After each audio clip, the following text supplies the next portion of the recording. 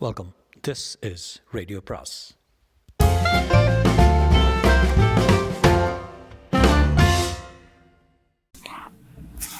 அனைவருக்கும் அன்பு வணக்கம். ராக்கி ரங்கராஜன் தாரகை அத்தியாயம் 66. கொஞ்சம் ஸ்பிரிட்டில் பஞ்சை நினைத்து லூகாஸ் என்ற கையெழுத்தை மெதுவே துடைக்கத் தொடங்கினர். இப்போது லூகாஸ் என்ற எழுத்து மறைந்து அதன் கீழே கோயாவின் கையெழுத்து தெரிந்தது. அற்புதம் என்று வியந்து பாராட்டினார் ரேண்டல். ட்ரேசியின் ஐடியா இது என்று புன்னகையுடன் சொன்னார் சீசர். கோயாவின் ஒரிஜினல் கையெழுத்துக்கு மேலே லூகாஸ் என்ற கையெழுத்தை போட்டு அதன் மேலேயே கோயா என்ற கையெழுத்தை மறுபடி போட வேண்டும், முடியுமா என்று ட்ரேசி கேட்டார். 2 நிமிடத்துக்குள் செய்து முடிக்க வேண்டியிருக்கும் என்று சொன்னார். முடியும் என்று சொல்லி செய்து காட்டினேன். சில நிமிடங்களுக்கு மியூசியத்தில் ரகளைகளும் குழப்பமும் நடக்க வேண்டும் என்றார். அதுக்கு நான் ஏற்பாடு செய்தேன் என்றாள் ட்ரேசி. சீசர் அடக்கத்துடன் சொன்னார். ரொம்ப சிம்பிளாக காரியம் நடந்து விட்டது. ஆனால் குறிப்பிட்ட பெயிண்ட்டையும் ரசாயன திறமும் நான் உபயோகித்தால்தான் அது முடிந்தது. முதல்ல கோயாவின் கையெழுத்து மறைத்து அதன் மீது லூகாஸின் கையெழுத்து போட்டேன். பிறகு அதையும் மறைத்து கோயாவின் கையெழுத்து போட்டேன். மியூசியத்தின் சோதனை கூடத்தில் கோயாவின் கையெழுத்தை மட்டும் சுரண்டி பார்த்திருக்கிறார்கள். அதன் கீழே லூகாஸின் கையெழுத்து வெளிப்பட்டிருக்கிறது. அதையும் சுரண்டி பார்த்திருந்தால் கோயாவின் ஒரிஜினல் கையெழுத்து வெளிப்பட்டிருக்கும். நல்ல காலம் அவர்கள் அப்படி செய்யவில்லை. இருவருக்கும் 2 கனத்த கவர்களை கொடுத்தாள் ட்ரேசி, கரன்சி நிறைந்த கவர்கள். 2 பேருக்கும் ரொம்ப நன்றி. பெரிய கலை வல்லுநர் போல மியூசியம் அதிகாரிகளிடம் நடித்த ரேண்டல் கண்ணை சிமிட்டி, இன்னொரு முறை ஓவிய எக்ஸ்பர்ட் தேவைப்பட்ட என்னை கூப்பிட மறக்காதீங்க என்று சிரித்தார். இந்த ஓவியத்தை எப்படி எடுத்து போக போகிறீங்க என்று சீசர் கேட்டார். இங்கே வைத்திருங்க, ஒரு ஆள் ஏற்பாடு செய்து ஃபோன் பண்ணுகிறேன், அவரிடம் கொடுத்து விடுங்கள். இருவரிடம் கைகுலுக்கி விட்டு புறப்பட்டாள் ட்ரேசி. ஹோட்டலுக்கு திரும்பும்போது அவள் உள்ளம் கர்வத்தால் விம்மிக் கொண்டிருந்தது. எல்லாம் மனத்தத்துவம் என்று எண்ணிக்கொண்டாள். பிராடோ மியூசியத்திலிருந்து அந்த ஓவியத்தை திருடி எடுத்து செல்ல முடியாது என்பது ஆரம்பத்திலே அவளுக்கு விளங்கிவிட்டது. அந்த ஓவியம் கையை விட்டு போனால் சரி என்ற எண்ணம் மியூசியம்காரர்களுக்கே ஏற்பட வேண்டும். அப்படி ஏற்படும்படி செய்ததால் வெற்றி கிட்டியது. ஜெஃப் நம்மோடு போட்டியிட பார்த்தானே, நாம் ஜெயித்து விட்டோம் என்று எண்ணி தெரிந்தும் அவன் முகம் போகும் போக்கு கற்பனை செய்து பார்த்து சிரித்தாள் ட்ரேசி. ஹோட்டலை அடைந்ததும் ஒரு நம்பகமான ஆளை ஏற்பாடு செய்தால் சீசரை கூப்பிட்டாள். ஆள் ஏற்பாடு செய்துட்டேன், கொஞ்ச நேரத்தில் அங்கே வருவான், அவனிடம் பத்திரமா என்று அவள் சொல்லும்போது சீசர் வீறிட்டார். என்னது, என்ன சொல்கிறீங்க? நீங்கள் அனுப்பிதான் சொல்லி ஒரு ஆள் வந்தானே, வந்து ஓவியத்தை வாங்கிட்டு போயிட்டானே. ட்ரேசிக்கு தலை சுற்றியது. கை கெட்டியது வாய் கெட்டாதபடி தட்டி பறித்தவன் ஜெஃப் தான். கந்தரை சந்தித்த போது தான் அது தெரிந்தது. ட்ரேசி, அந்த ஓவியத்தை திருடுவதற்கு நான் உன்னையும் அமர்த்தியிருந்தேன், ஜெஃப்பையும் அமர்த்தியிருந்தேன். ஓவியத்தை கொண்டு வந்து என்னிடம் தந்தவன் அவன் தான். பேசிய பணத்தை அவருக்கு கொடுத்துட்டேன் என்றார் கந்தர்.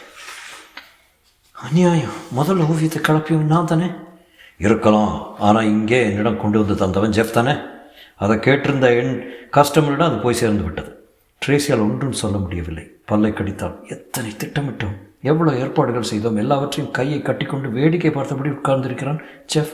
எல்லா வேலைகளையும் அவள் முடித்தான பின் ஜாம் என்று அவன் பாட்டுக்கு நுழைந்து ஓவியத்தை தட்டிக்கொண்டு ஜாம் என்று கூலையை வாங்கி கொண்டு போய்விட்டான். எப்படி சிரித்து கொண்டு இருப்பான் இப்போது. பேர்பட்ட முட்டாள் நான். அவனை கொலை செய்தால் கூட என் ஆத்திரம் தனியாது.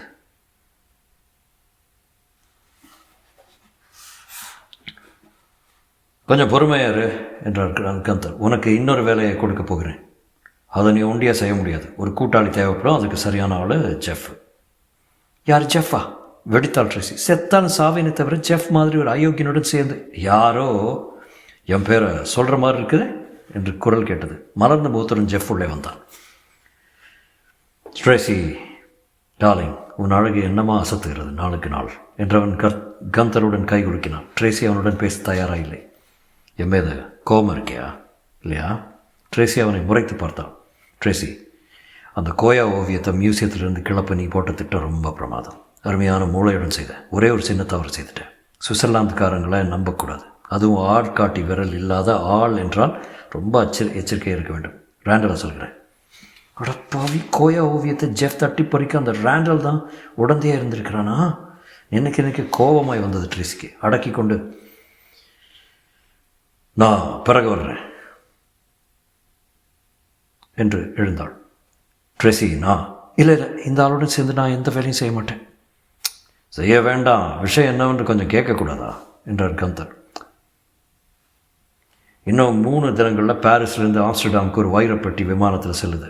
சரக்கு ஏற்றி செல்லும் விமானம். வைரத்தின் மதிப்பு மொத்தம் $40 லட்சம். ட்ரேசி சிறிது நின்று அவர் பேச்சை கேட்க தொடங்கினார். கந்தர் தொடர்ந்தார். அந்த சரக்கு விமானத்தில் பல பெட்டிகளை ஏற்றுவார்கள். அதில் ஒரு பெட்டிக்குள் நீ இருந்து கொள்வாய். விமானம் பறக்க ஆரம்பித்த பின் நீ வெளியே வந்து வைரம் வைத்திருக்கிற பெட்டியை திறந்து அதை எடுத்துக்கொள்ள வேண்டும். வேறொரு போலி வைரப்பெட்டியை அங்கே வைத்துவிட்டு உன் பெட்டிக்குள் திரும்ப போய் புகுந்து விட வேண்டும். பெட்டிக்குள்ளே ஒளிந்து கொள்ளும் அளவுக்கு எனக்கு தான் சின்ன உடம்பு என்று முடிவு செய்திருக்கிறீர்கள். உடம்பு மட்டுமல்ல ட்ரேசி, இந்த வேலையை செய்வதற்கான தைரியம் புத்திசாலியும் 2 உனக்கு தான் இருக்குது. உங்கள் திட்டம் சுவாரஸ்யமாக தான் இருக்குது கந்தர். ஆனால் இந்த ஆளுடன் சேர்ந்து வேலை செய்வது தான் எனக்கு பிடிக்கல. இவன் ஒரு திருடன். ஜெஃப் வாய் விட்டு சிரித்தான். ஒரு வகையில் நாம் எல்லாமே திருடர்கள் தானே ட்ரேசி. இந்த வேலையை முடித்ததால் நமக்கு $10 லட்சம் தருவதாக கந்தர் சொல்கிறாரு. $10 லட்சம்? நம்ப முடியாமல் கந்தரை பார்த்தாள் அவள். ஆமாம், உனக்கு 5 லட்சம், ஜெஃபுக்கு 5 லட்சம் என்றார் கந்தர். சுலபமாக வேலையை நிறைவேற்ற முடியும். ஏன்னா விமான நிலையத்தில் சரக்குகள் ஏற்றும் பிரிவில் எனக்கு ஒரு சிநேகிதன் இருக்கான், ரொம்ப நம்பிக்கையானவன் என்றார் ஜெஃப். அதாவது உன் மாதிரி இல்லைங்கிற குத்தலாக சொல்லிவிட்டு குட் பை என்றாள் ட்ரேசி. கந்தர் ஏமாற்றத்துடன் அவள் போவதை பார்த்தபடி இருந்தார். அந்த ஓவிய விஷயத்தில் நிஜமாகவே உன் மீது கோபமாக இருக்கா? இந்த வேலையை அவள் ஒப்புக்கொள்ள மாட்டாள்னு தோணுது. நீங்கள் நினைக்கிறது தப்பு. ஜெஃப் உற்சாகமாக பேசி, எனக்கு ட்ரேசி தெரியும், அபாயமான வேலைன்னு அவள் விடவே மாட்டான். ஜெஃப் சொன்னது உண்மைதான். மறுநாள் திட்டம் பற்றி அவர்களுடன் பேசுவதற்கு வந்துவிட்டாள் ட்ரேசி. உல்லாச படகொன்றில் கந்தரும் ஜெஃப்பும் ட்ரேசியும் தங்கள் திட்டம் பற்றி விவரமாக விவாதித்தார்கள். விமான நிலையத்தில் சரக்குகள் ஏற்றும் வாபான் என்பவனும் அவர்களுடன் இருந்தான். அவன்தான் ஜெஃப்பின் தோழன். வைரம் வைத்திருக்கிற பெட்டிக்கு பக்கத்திலேயே நீங்கள் இருக்கிற மாதிரி நான் பார்த்துக்கிறேன் என்றான் வாபான். விமானம் பறந்து கொண்டிருக்கும்போது நீங்கள் வெளியே வந்து வைரப்பட்டி எடுத்துக்கிட்டு போலி வைரத்தை வச்சிடணும். ரொம்ப சுலபமான வேலை கந்தர் சொன்னார். ஆம்ஸ்டர்டாமில் விமானம் இறங்கியதும் அந்த போலி வைரப்பட்டியை வைர வியாபாரிகளிடம் கொண்டு போய் தருவாங்க. வந்திருப்பது போலி வைரம்னு அவர்கள் கண்டுபிடிப்பதற்குள் நீ ஹாலண்டை விட்டு திரும்பியிருப்ப. நீ ஜெனீவா போவதற்கான விமான டிக்கெட்டு ஆம்ஸ்டர்டாம் விமான நிலைய கவுண்டரில் உனக்காக காத்திருக்கும். ட்ரேசி என்ன பதில் சொல்லப் போகிறாள் என்று 3 பேரும் அவள் முகத்தையே ஆவலுடன் பார்த்தார்கள். மொத்தம் எத்தனை நேரம் நான் பெட்டிக்குள்ளே இருக்க வேண்டியிருக்கோம் என்றாள் ட்ரேசி. பெட்டியை விமானத்துக்குள்ளே ஏற்ற சில நிமிடங்கள், பிறகு ஆம்ஸ்டர்டாமுக்கு 1 மணி நேரம் பயணம், அவ்வளோதான். நாம் எல்லாரும் இந்த விஷயத்தை கொண்டாடுற விஷயத்தில் இன்று சேர்ந்து விருந்து சாப்பிடுவோமா என்றான் ஜெஃப். எனக்கு களைப்பாக இருக்கு என்றான் ட்ரேசி. ஜெஃப்பை தவிர்ப்பதற்காக அப்படி சொன்னாலும் நிஜமாகவே உடம்பு வசதியாக இருந்தது அவளுக்கு. புதிய ஒரு சாகசத்தில் இறங்கப் போகிறோம் என்ற நினைக்கையில் உற்சாகமாகவும் அதே சமயம் களைப்பாகவும் இருந்தது. இதெல்லாம் முடியட்டும், லண்டனுக்கு போய் அக்காடா என்று ஓய்வெடுத்துக் கொள்வேன் என்று தனக்குள் சொல்லிக் கொண்டான். உனக்கு ஒரு சிறு பரிசு வாங்கி வந்திருக்கேன் என்றான் ஜெஃப். அவன் நீட்டிய பெட்டியை திறந்தபோது உள்ளே மிக அழகிய ஸ்கார்ஃப் இருப்பதைக் கண்டான். அதன் ஒரு மூலையில் ட்ரேசி விட்னி என்ற பெயரை குறிக்கும் TW என்ற எழுத்துக்கள் மிக நேர்த்தியாக பூவேலை செய்யப்பட்டிருந்தன. நன்றி என்றாள் ட்ரேசி, அந்த ஸ்கார்ஃபினால் தான் மாட்டிக்கொள்ளப் போகிறோம் என்பதை அறியாதவளாக. தொடரும்.